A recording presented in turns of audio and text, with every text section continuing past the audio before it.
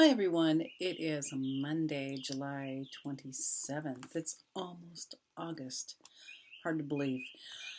So I know I haven't done any readings for a few days. I've been having to go through all the stuff that I brought from storage. The landlady is going to be refinancing, and so I needed to get everything sorted and in totes, and I didn't want to look at the mess anyway, but and the clutter.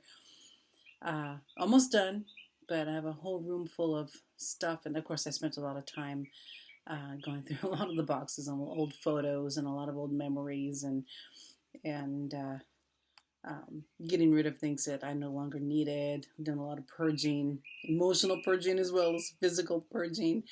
Um, so I'm back to doing readings again now that I actually have the time to just stop and relax and do this. I was really pushing myself.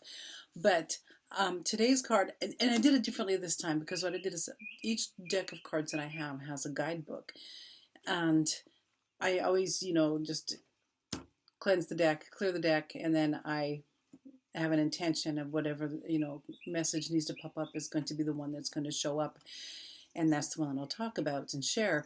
But today, for some reason, I just grabbed the book and I just started flipping through the book, and one page caught my eye, and I decided that this is how I was going to do this. Just go ahead and do the book first. I grabbed the card, and then talk about some of the aspects of this card, which I think for me is perfect, especially since this last weekend I did another 2-day or 3-day meditation retreat, online, virtual, of course. But yeah, I was doing that in the midst of getting all my stuff sorted from storage.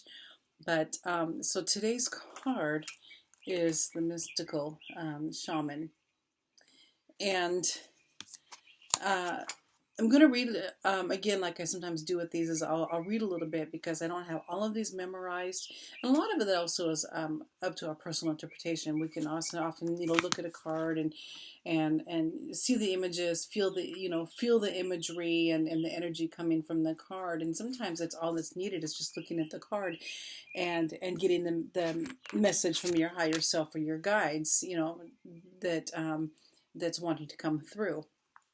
So it's very, this is not an exact science. It just has to do with intuition and being present and being open and a lot of feeling and again too, sometimes the words will something will pop out in the words that really have a message that I hadn't thought of before, or something, a reminder of something that perhaps I might need to pay more attention to or focus on a little bit more, or even just release some things as well. Sometimes that happens too. So I'm going to read a little bit about this. It's not very long, and then of course, like I usually do, I'll stop and I'll interject my own thoughts on that. Um, and before I even go any further, it's like, a lot of people, there's shaman is an interesting word, and sometimes people think that someone who is perhaps not of a particular origin or um, may not have the right to use this, but I think we're all shamans one way or another, technically or not, and I'll explain why later. But so here we go for this one. This is the symbol of the myth maker and storyteller who was neither made nor defined by the story. So I'm going to stop right there. First off, stories. We tell stories. We tell stories about ourselves. We tell stories about our past. And interestingly, our past stories, now, they don't define who we are. Now, they may have been a pathway to who we are now, but we are not our past. We are not our stories. However, oftentimes our ego and our sometimes our child self wants to use those stories to um, for attention or to affirm who we are, although that's not quite the most, perhaps the best way to go about affirming who we are. And also, um, it's almost like those stories. Sometimes we feel like those stories are the strings um, of our existence, and they really aren't. All that matters is right now. What's true right now? What's true right now? That's all that really, really matters. So the storyteller is neither made nor defined by the story. Instead, he observes it, evolves through it, perceives all aspects of it. Now, I didn't read too much of this ahead of time. I just looked at a few keywords. So some of this, it's like I'm saying this, and he's like, oh yeah, this is confirming what I'm saying. So we can the stories that we can tell, we can live through them, we can evolve through them. And I think one thing that we can do with those stories is we can use them as a stepping stone to evolve. We can evolve through the stories. The mystical shaman represents the ability to dream a new story, a new myth into being. Again, myth. Now, what just popped into my head when I said that is, aren't we all a myth in the fact that, and I'm using this in a really strange way, is that we think we are solid human beings. We are not. When you look at ourselves, when you look at everything that makes our bodies through a very powerful microscope, all we are is light energy. We're frequency, we're energy, we're vibration. That's all we are. And so this solid body, in a way, is a myth. Now, and that's just getting really, really, really deep, of course. And but that's an example that just kind of popped into my head. So the ability to dream a new story. We can always dream a new story. We can always create a new story. We can always tell a new story. And so, what if we took each day and wrote a new story for each day, and in the form of affirmations, or being present, or knowing what is true for me now. Well, what is true for me right now in this moment, and doing that all day long, or every day. He dances between worlds, wearing the cloak of the world loosely around his shoulders, and sings the world into being. He reminds us to be in the world and travel through it, but not to be defined by it or become too attached to the experience. So another topic that comes up on here is non-attachment. Non-attachment is something that we really want to strive for. Being attached means that, again, we have this story, and so we want this to happen because of this, and we won't feel this until we get this. And so we are attached to outcomes, we are attached to people, because oftentimes, or relationships, we're attached to relationships because sometimes we think that a relationship is going to define us and who we are, that we are that relationship, when in actuality it's quite it's that's not how it works. This is the symbol of true alchemy, for all elements of life have a spiritual aspect and a material one. When we remember this, all manner of miracles and manifestation are possible. So here's the invitation. When the mystical shaman appears, you are invited to consider the ability to live without attachment. Non-attachment, it truly is key. We don't need to be attached to our past. We don't need to be attached to past stories. We don't need to be attached to particular outcomes, because we don't know. We don't know what's around the corner. We don't need to be attached to loss. We don't need to be attached to gain. Everything flows. Everything comes and goes. Comes and goes. There's a season, and it's a constant flow, ebb and flow, ebb and flow, ebb and flow. But we just want to live without attachment.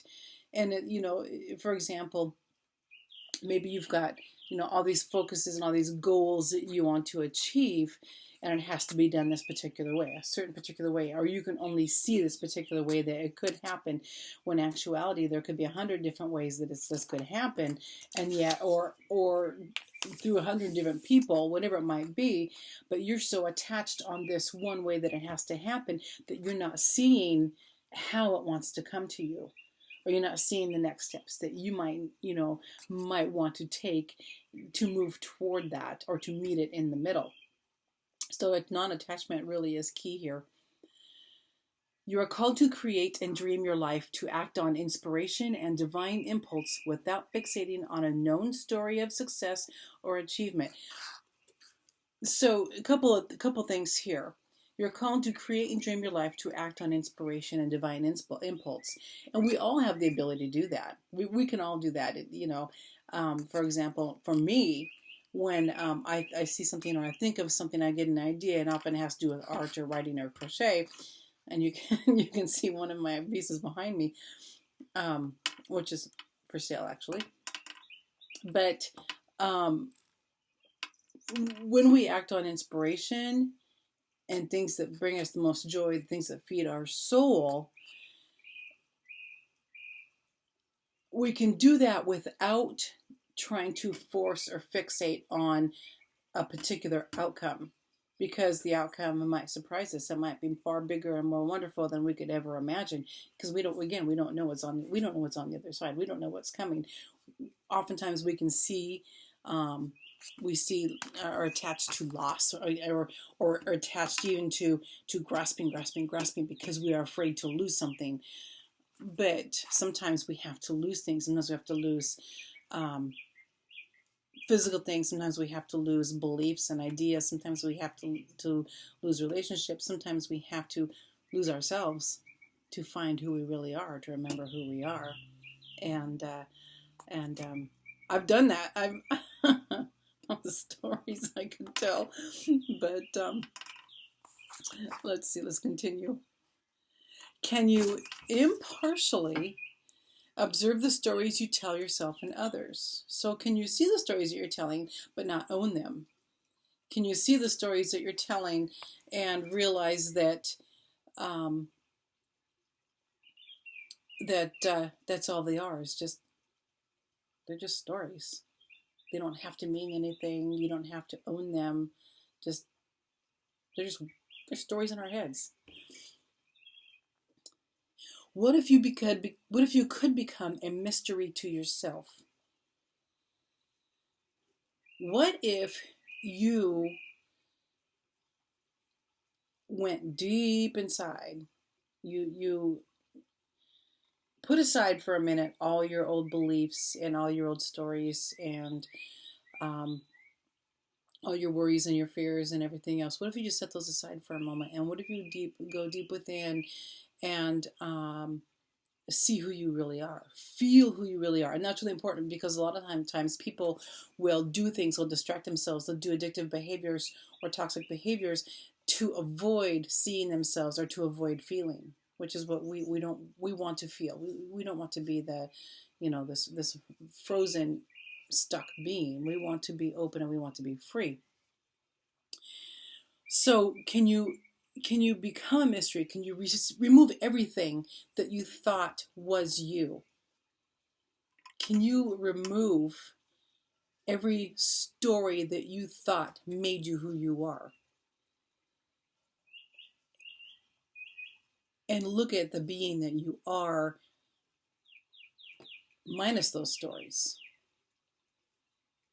It's almost like there's a new person there, because you don't you because it, how do I say this?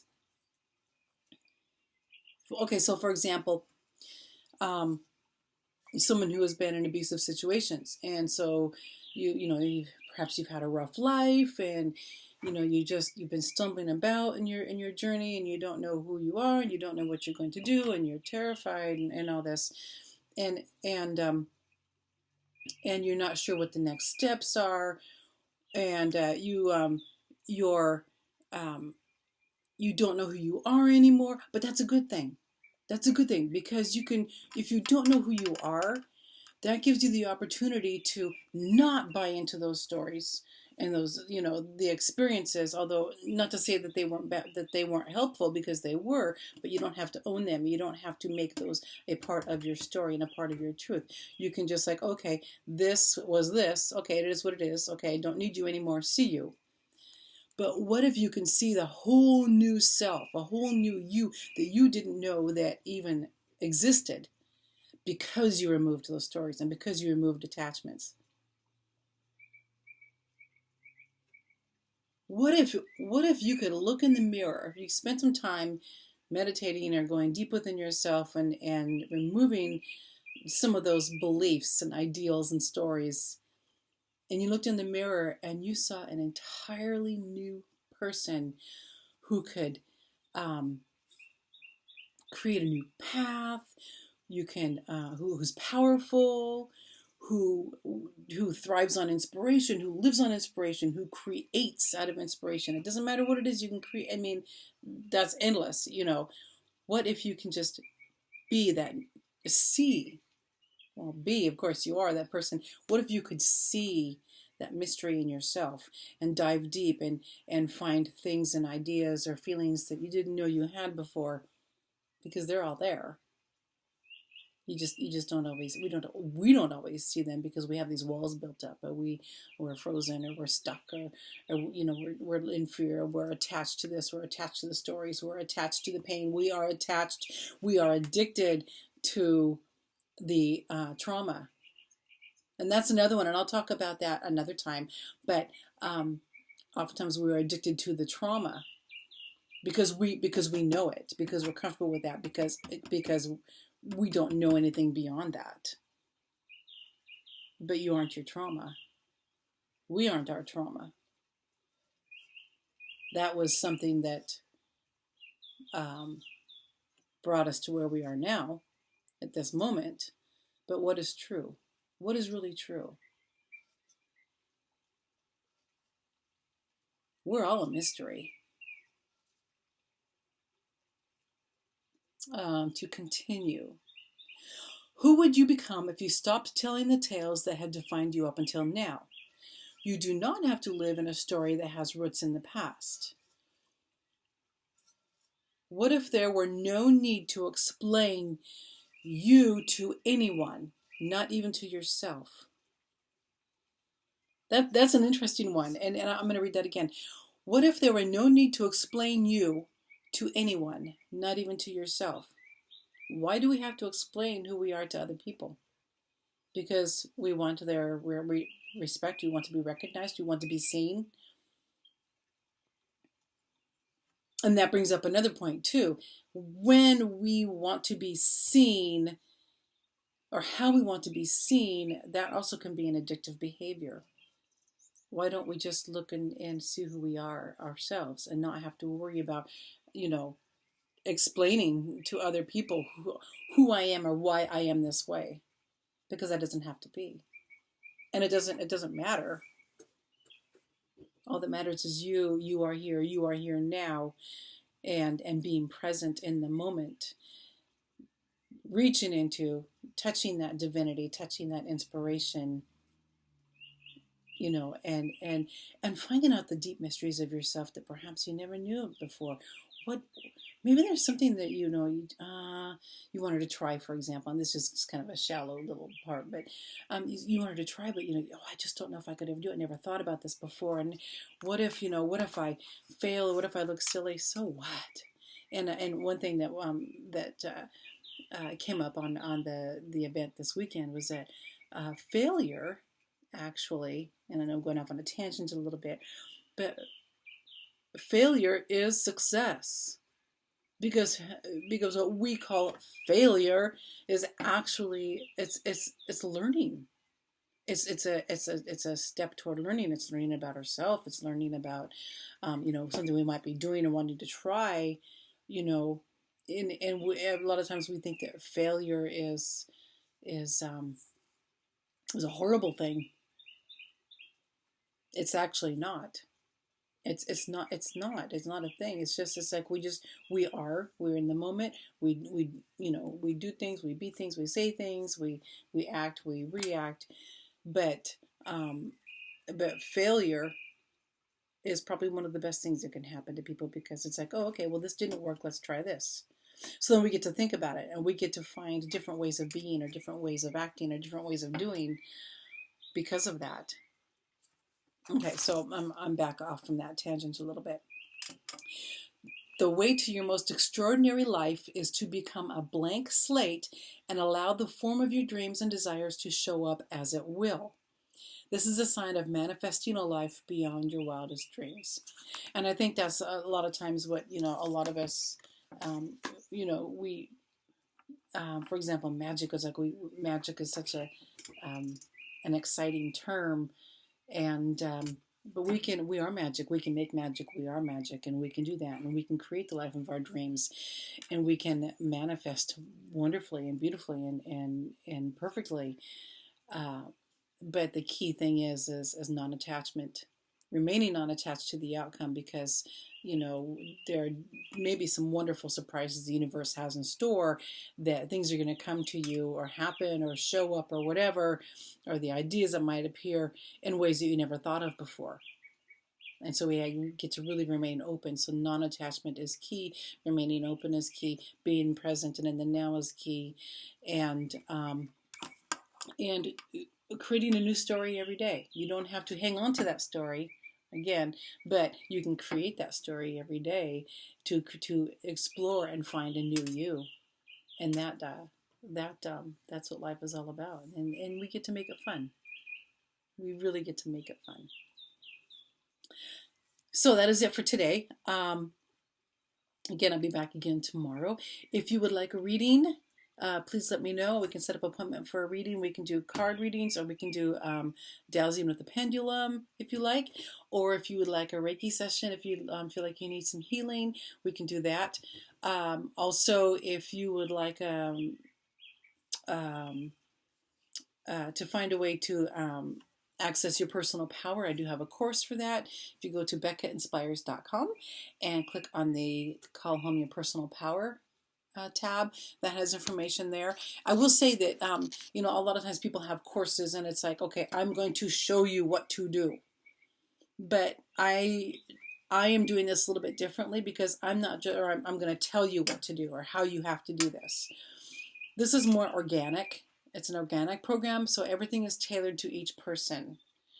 There are some basic concepts for each module, but it's all tailored, and it's also going to be something that it could change up a little bit depending upon what the client's needs are, or what happens to pop up during their sessions. Now, of course, Reiki sessions are included in that program, so you will get some Reiki healing sessions, and that can also bring up a lot of things that could be discussed. So we can always tweak that program a little bit. It's basically, and it's also, again, it's not me telling you what you have to do, because I will be participating as well. So not only will you be, or the client be learning how to access a personal power, I get to be reminded about how I can access my personal power, and how I can call it back home, and how I can learn how to remember not how to give it away, and also find new mysteries about myself. So it's not just me telling. It's more of like a flowing partnership, kind of bouncing off of each other. Not that I don't know what I'm doing, because I do, but everybody's situation is so unique that there's no way to actually tailor one thing for every single person, or just one standard program for every single person. Each one is tailored, and it has to be, simply because everybody has their own journey. And so if you want to check that out, go ahead and feel free to check that out. I know this went a little bit long. I did a lot of talking, but again, this is good practice for me too, because like I've said before, I always swore that I would never do public speaking, and I would rather eat ground glass than talk in front of people. And now I actually look forward to it and enjoy it. This is a good exercise, and I stretch the courage muscles and the speaking muscles, and it's good practice for me to actually let things flow, and let the messages flow, and let the energy, move as it will. So it's kind of fun for me now. So I will see you tomorrow, and I hope you have a wonderful day, and I'll talk to you soon.